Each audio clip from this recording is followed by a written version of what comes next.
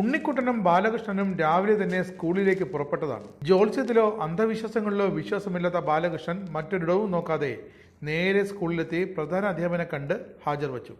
ഉണ്ണിക്കുട്ടനോ സമീപത്തെ തോട്ടിലും കുളത്തിലുമൊക്കെ ഇറങ്ങി മീനുകളെയും പിടിച്ച് മാവിൽ നിന്ന് മാങ്ങയും എറിഞ്ഞിട്ട് കൂട്ടുകാർക്കൊപ്പം ചെളിയിൽ ഉരുണ്ട് സ്കൂളിലെത്തിയപ്പോഴറിഞ്ഞത് ആദ്യത്തെ പീരീഡിന് ബെല്ലടിച്ച് മണി കുറയായിരുന്നു. അപ്പോഴേക്കും ഉണ്ണിക്കുട്ടൻ കണ്ടു പഠിത്തത്തിൽ ഒന്നാമനായ ബാലകൃഷ്ണൻ ക്ലാസ്സിനുള്ളിൽ പഠിച്ച പാഠങ്ങൾ മറക്കാതെ ചൊല്ലി പറയുന്നത്.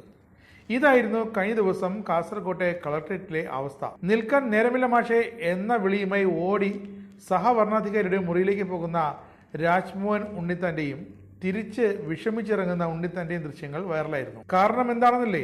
ജോർജിനെ കണ്ട് നിശ്ചയിച്ച് കുറിച്ച സമയത്ത് തന്നെ പത്രിക നൽകാൻ ഉണ്ണിത്താൻ എത്തിയെങ്കിലും താമസിച്ചുപോയി. കൃത്യസമയത്ത് LDF സ്ഥാനാർത്ഥി MP ബാലകൃഷ്ണൻ എത്തിയതോടെ മുഖ്യ ഭരണാധികാരി ആദ്യ ടോക്കൺ അനുവദിച്ചത് LDFന് തന്നെ. അങ്ങനെ ഉണ്ണിത്താന് കിട്ടിയത് രണ്ടാം ഊഴം, ടോക്കൺ 2.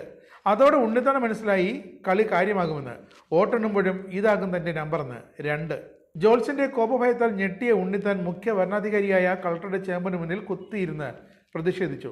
വിശ്വാസപ്രകാരം നിശ്ചിത സമയത്ത് പത്രിക കൊടുക്കണമെന്നായിരുന്നു തന്റെ ആഗ്രഹം. കൊല്ലപ്പെട്ട ശരത് ലാലിന്റെ സഹോദരിയുടെ വിവാഹ ചടങ്ങിലും പങ്കെടുക്കണം.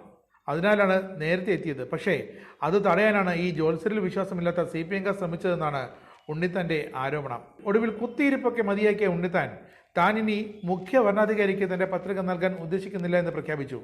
എന്നിട്ട് സഹഭരണാധികാരി P. ഷാജുവിന് പത്രിക നൽകാൻ പുറപ്പെട്ടു. 11 മണി കഴിഞ്ഞ് 4 മിനിറ്റായപ്പോൾ ഉണ്ണിത്താൻ സഹഭരണാധികാരിക്ക് പത്രിക നൽകി ആശ്വാസം പൂണ്ടു.